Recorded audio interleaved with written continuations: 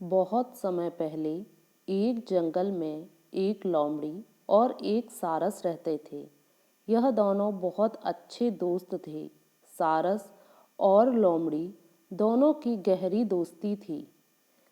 सारस लोमड़ी को तालाब से मछली पकड़कर खाने के लिए देता।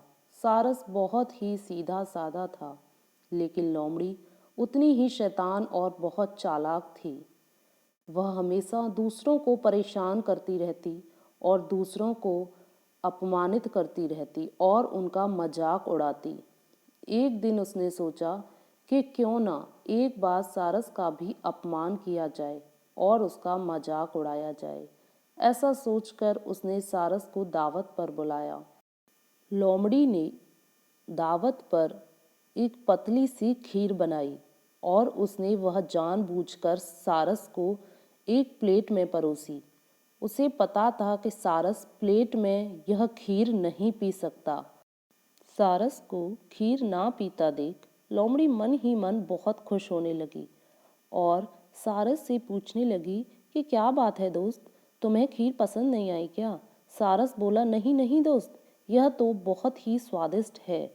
अब सारस सब कुछ समझ गया था कि लोमड़ी जानबूझकर उससे सवाल कर रही है और वह सब कुछ समझ गया, लेकिन कुछ भी बोला नहीं।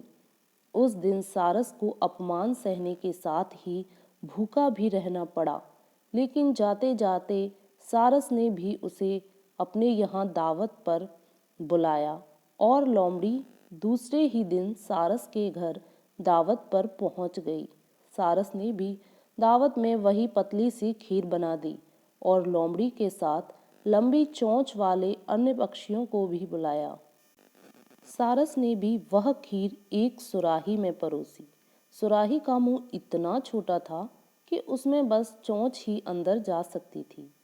लोमड़ी पूरा टाइम सुराही और अन्य सभी पक्षियों को खीर खाते देखती रही।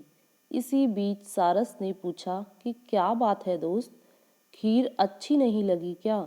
लोमड़ी को अचानक अपने शब्द याद आ गए। सभी बोले कि खीर तो बहुत ही स्वादिष्ट बनी है।